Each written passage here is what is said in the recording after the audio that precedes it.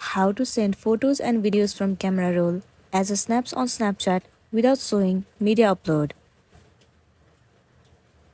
The very first thing you want to make sure that your application Snapchat is up to date. Once you have the latest version of the app, simply open. Make sure that you are logged into a specific account. Once you have been logged in, it will land you on this home page. Now you have to click on the search icon at the bottom right corner.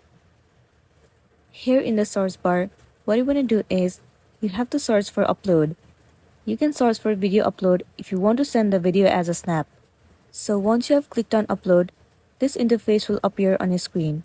From here, you can choose any of the filter. Let me tap on the very first one.